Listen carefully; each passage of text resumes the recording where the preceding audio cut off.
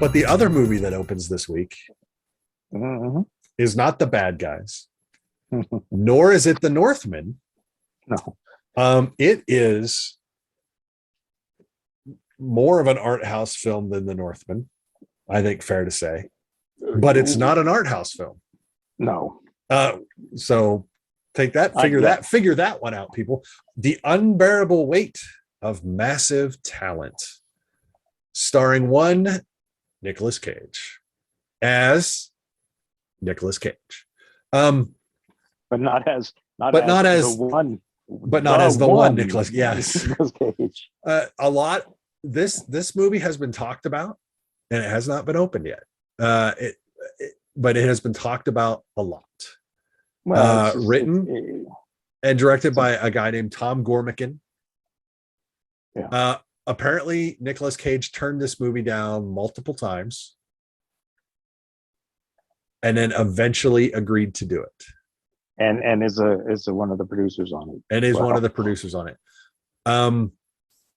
This is the second directorial job by Mr. Gormican and the third writing credit that he has. Going back to Nicolas Cage for a second, I completely understand why he turned it down multiple times. And I completely understand why he agreed to do it. Exactly. Yeah. This is a non-biographical Nicolas Cage adventure. Where Nicolas Cage is a in-debt, highly successful actor who's having trouble kind of getting the roles that he wants. And he's offered a gig by a millionaire in Majorca, played by Pedro Pascal, to come and spend the weekend with him for his birthday, because he's a huge Nicolas Cage fan. And things go pear-shaped as soon as he gets off the plane. It's a weird concept, but it's not the first time this concept has been tried. I have another one on my shelf that I need to go and rewatch. I meant to rewatch it before this. I just couldn't fit it in, called They Call Me Bruce. And yeah, or My Name is Bruce. It's Bruce Campbell. Bruce Campbell's film. Yeah. Bruce Campbell's film. So, yeah. And so the idea of an actor being put in a role as himself in his cinematic world is not new. This is like 3 films in one. And not just the films they reference. It's like 3 films in one. Yeah, probably. It's definitely more than 2. It's definitely more than 2. Yeah, it's true. It could be more than 3. It could be. So they do spend a lot of time, and I'm going to say making fun of Nicolas Cage, but that's not what they're doing. Not exactly. No, I think, the person who's making fun of Nicolas Cage is Nicolas Cage. So, yes. Or Nikki, yes, Nikki, or Nick, yes. or Nick, or whatever. And but so, yeah, I don't. It's not mean spirited. It's kind of a celebration of. All right, this is what you think I am. Let's do this. Yeah, I mean, it's weird because it's making fun of, but it's paying homage to, but it's reminding everyone of. Yeah. I don't know the actor that is Nicolas Cage. Yeah, I don't know how you feel about Nicolas Cage in general, but I feel I have actually kind of a deep respect for Nick, because he's made some bad movies, but he is not an actor that's known for holding back. It's like if he does something, he's not mailing it in. Ever. No, he's in it to win it. Yeah. Okay, so let's look. I mean, half a year ago or a year within the last 12 months, he gave us Pig. Yeah. Which Really when it good. came out, everyone was like, he's going to get an Oscar nomination. And then he Should wasn't have. even nominated. Maybe he should have been. And maybe he should have been. But I said that's the film that reminds you that he can act. But you and I also in the last 12 to 16 months talked about a movie he was in called Prisoners of the Ghostland, which was bonkers. Which was bonkers, but he was the least bonkers part of it. Which is bonkers. Which is bonkers in and of itself. It's meta bonkers. So yeah. Again, then you see Pig and you remember he can act. And then you see a film like this and you're reminded of all the stuff that he's done in the past. And you're like, yeah, we're kind of really lucky to have had Nicolas Cage for as long as we've had Nicolas Cage and doing some of the things that he's done. You're right. It's not all top shelf. Oh, but film. That's okay. It's not all Scorsese cinema. But you just remember, I mean, nobody has a perfect batting record. Nobody has a perfect record. Unless they've only made one film that was really good. Right. And it doesn't count. You gotta, with at least 10 at bats, nobody, and a lot of his choices were made for purely financial reasons. But again, you're right. He didn't take, it felt like he took everything. I'm sure that the garbage he actually turned down was garbage. Yeah. So you're right. I mean, and I know he said it in an interview, he never phoned in a performance. He gives, when he's in a film, then that's his job. And even that comes through in this movie where it's his job. And there's that moment where it happens where he's like, oh yeah, it's my job. And it's a moment that where the whole movie suddenly you go, okay, this is where we're going now. This is where we're going. And so when you talk about this movie, you're not talking about the movie. I think you're talking about what the director wants you to be talking about, which is Nicolas Cage. And so it's weird that we're reviewing the movie. We're not really reviewing the movie. We're reviewing Nicolas Cage. Because that's really what this is. The movie is almost secondary. The movie is just a vehicle for us to talk about Nicolas Cage. Sure. And so to a certain degree, your opinion of Nicolas Cage is going to influence the way you feel about this film. Or how you see the tone of it. It's in the sense that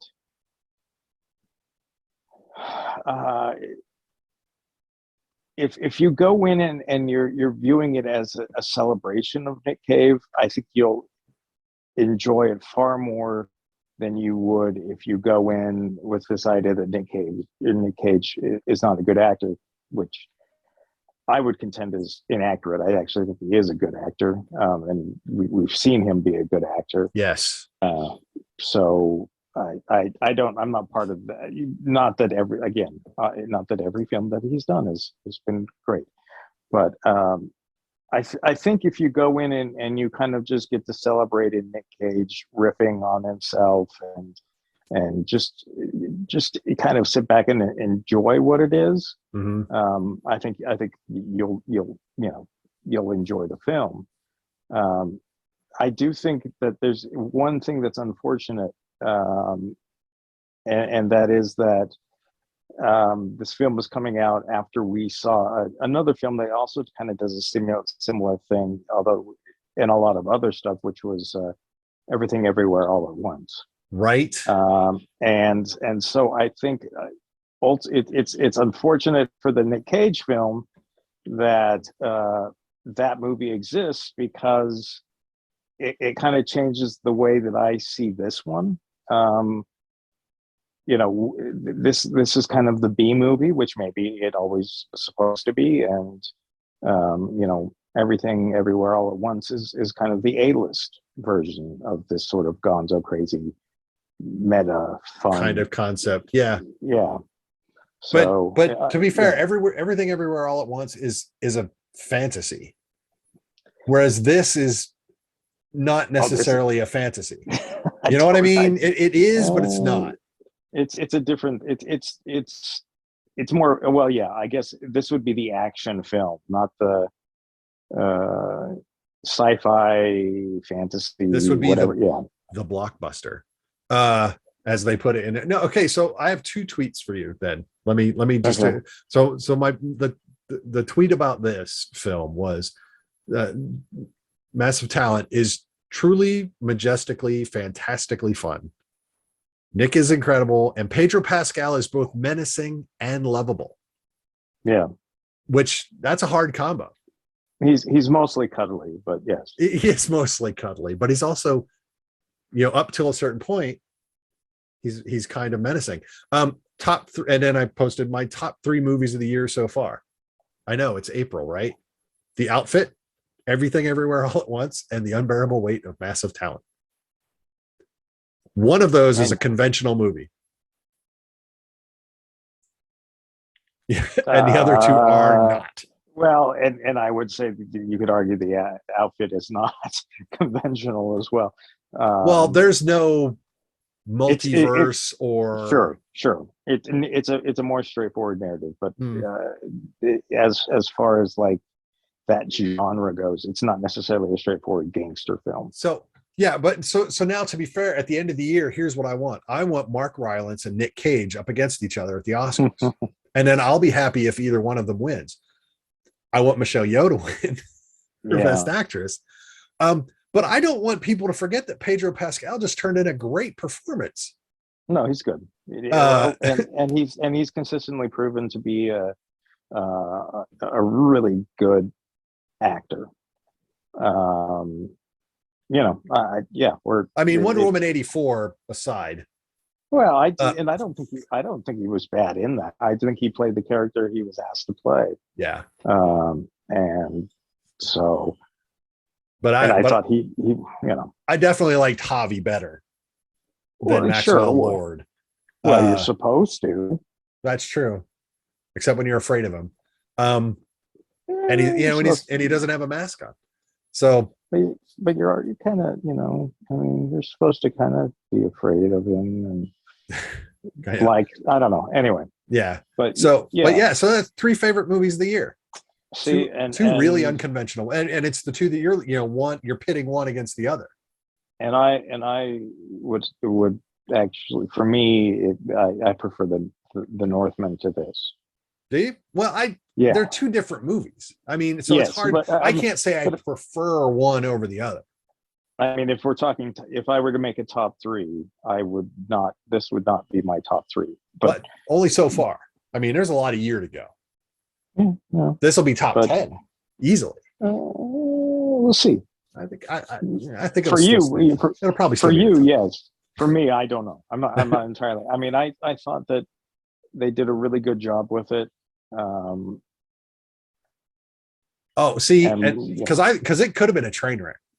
Oh, absolutely. It even maybe should have been. Yeah, that is probably also true. So the fact that it's not is remarkable. Sure. No, I don't want anyone to think I don't like the film. I like the film. I just don't know that I put it in my top 3. Fair enough. But like I said, but it is fun. They were having fun. Yeah. The film is fun. And you don't necessarily have to be in on all the jokes. If you don't know all of Nicolas Cage's movies, I think you'll still be okay. Because they point out a lot of them. Sure. They'll call them out by name. So if you don't know them, you can go look them up if you want. Yeah.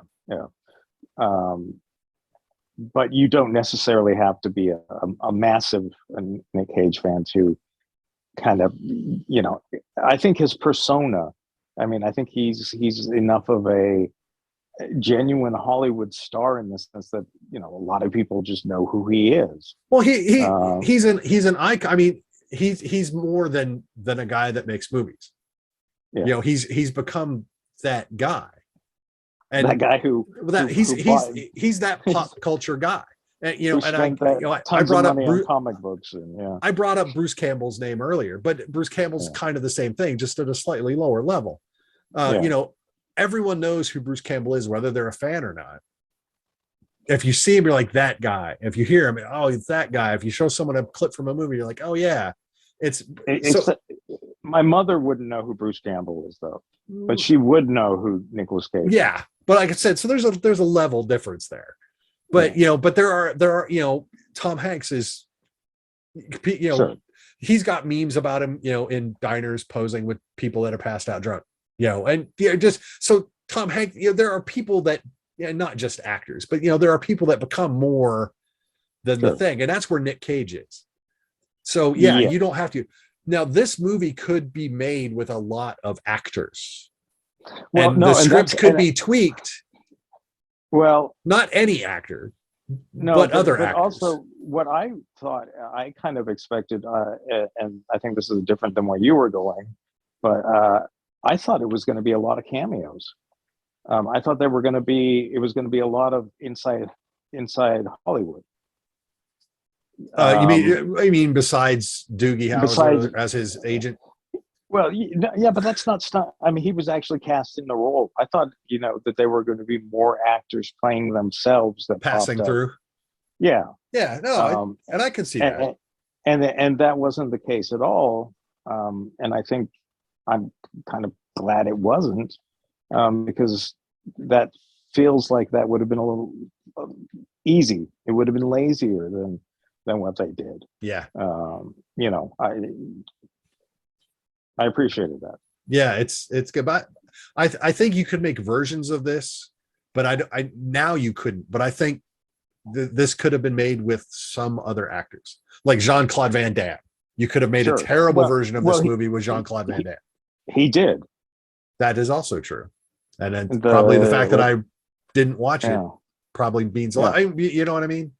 But if you're gonna do this, you almost need someone that is Nick. I mean, it's sad to say you need Nicolas Cage to do it. Sure. No, it's true. So yeah, there are certain things that can be done by certain people. I mean, you could do it, but it's not gonna be done right unless it's done by either a certain director or a certain actor. And this is one of those things. Well, and again, it goes back to Nick going all in. Yeah. I mean, it's probably, I mean, considering, unfortunately, I hate to see, considering where we are right now, but this could have been a film about Bruce Willis. Yeah. Only I don't know even, and I realize, you know, he's had health and stuff. Yeah. Issues, but he is not necessarily a person who is known for always, you know, giving it his all. Right. And I think if this is a Bruce Willis film, it might be awful. Yeah. Yeah. Sure. Or I mean, there's any number of, you know, or Steven Seagal, or there's a lot of various you know, sort of actors that could do this, but I don't know that any of them would do it as well as what this is. So. Yeah, it was just a surprisingly good time. I don't know how Dracula is going to be, but I'm in. But I'm ready. I'm now ready to watch Renfield.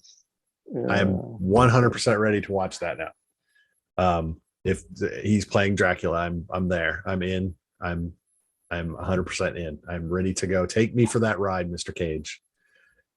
I'm ready to go. So yeah, the unbearable weight of massive talent also opens this Friday. Rated. It's got to be R. I think it's rated R. He says like he's Nicolas effing Cage. Yeah, at least twice. Yeah. At least that's said twice. Yeah, and can we just de-aging is weird. This isn't the only movie we could talk about with some de-aging right now.